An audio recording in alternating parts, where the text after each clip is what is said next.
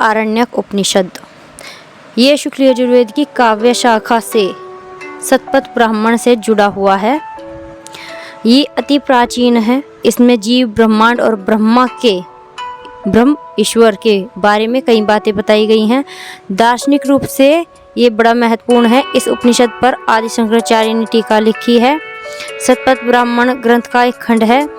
शतपथ ब्राह्मण में 6 अध्याय जो हैं वो सम्मिलित हैं।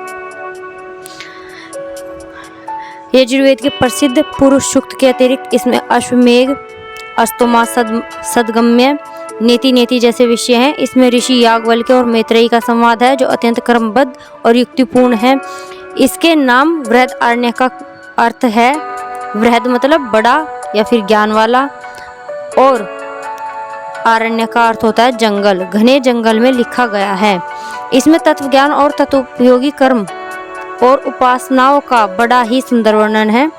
बृहदारण्यक उपनिषद अद्वैत वेदांत और संन्यास निष्ठा का प्रतिपादक है। इस उपनिषद का ब्रह्मा निरूपणात्मक अधिकांश उन व्याख्याओं का समुच्चय है जिनसे अजातशत्रु ने गार्ग्य बालाकी और जेवली प्रवाहन ने श्वेत केतु की, याज्ञवल्क्य ने मैत्रेयी और जनक की कथा तथा जनक के यज्ञ में संवेत गार्गी और जारकार्व आर्तभाग इत्यादि 8 मनीषियों की ब्रह्मा जिज्ञासा की निवृत्ति की थी।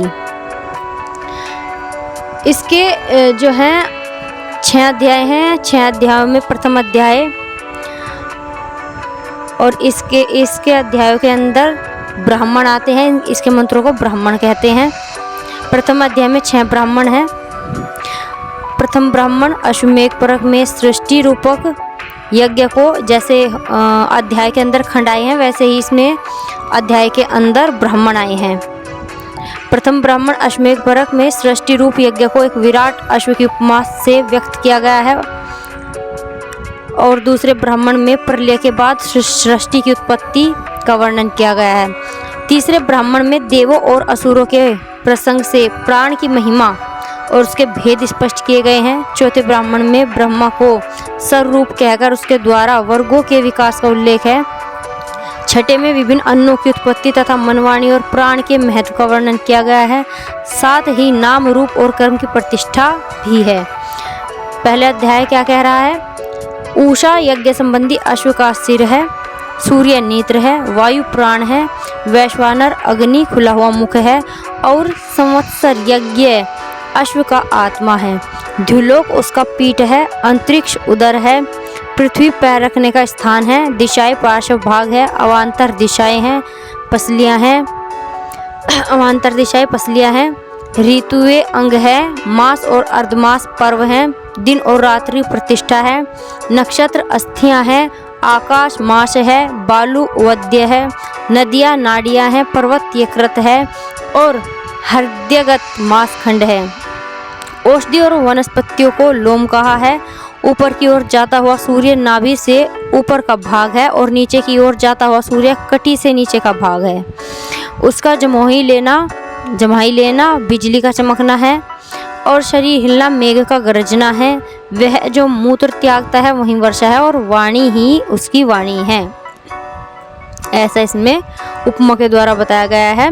अश्व के सामने महिमा रूप से दिन प्रकट हुआ, उसकी पूर्व समुद्र योनि है। रात्रि उसके पीछे महिमा रूप से प्रकट होती है, उसकी पश्चिम समुद्र योनि है। ये ही दोनों इस अश्व के आगे पीछे के महिमा संज्ञक ग्रह हुए हैं। इसने है होकर देवताओं को, वाजी होकर गंधर्वों को, अरवा होकर असुरों को और अश्व होकर मनुष्यों को वहन किया है। समुद्र ही इसका बंधु है और समुद्र ही उद्गम स्थान है। ये प्रथम अध्याय के अंदर जो वर्णन किया गया है उसे शॉर्ट में बताया गया है। द्वितीय ब्राह्मण, पहले यहाँ कुछ भी नहीं था।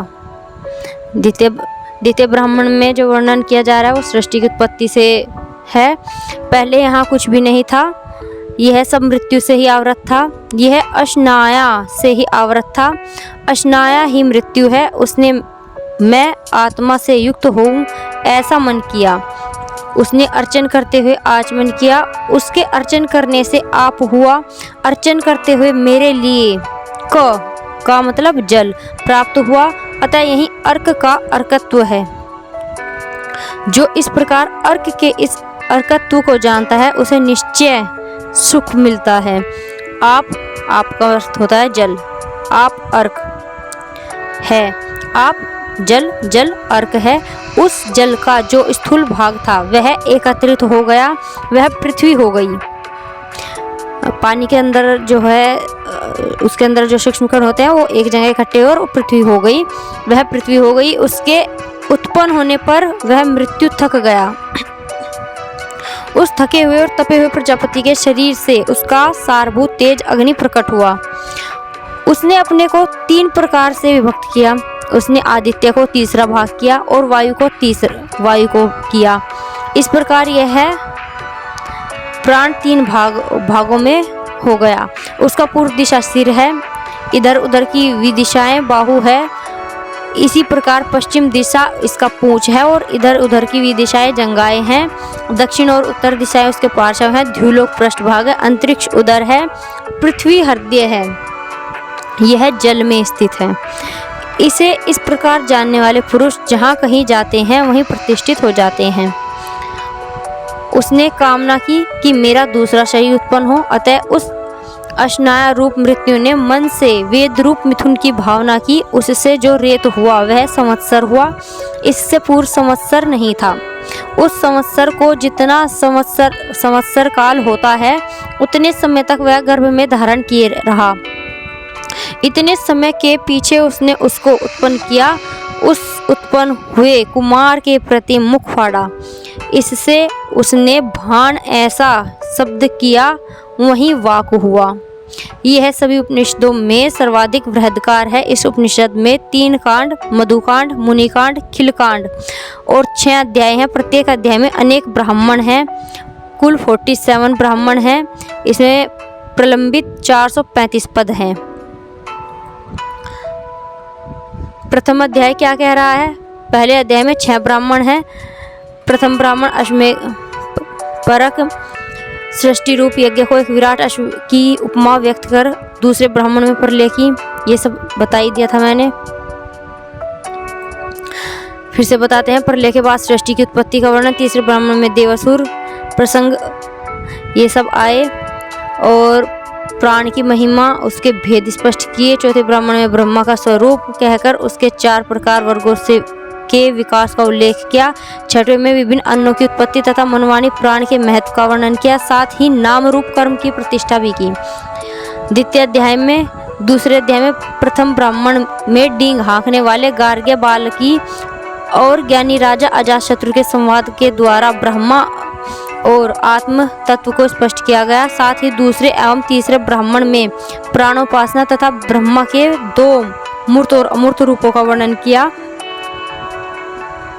चौथे ब्राह्मण में याज्ञवल्क्य और मैत्रेयी का संवाद है। यह संवाद चौथे अध्याय के 5वें ब्राह्मण में भी लगभग एक ही प्रकार से है। 5वें और छठे ब्राह्मण में मधु विद्या उसकी परंपरा का वर्णन किया गया है। ये द्वितीय अध्याय में जो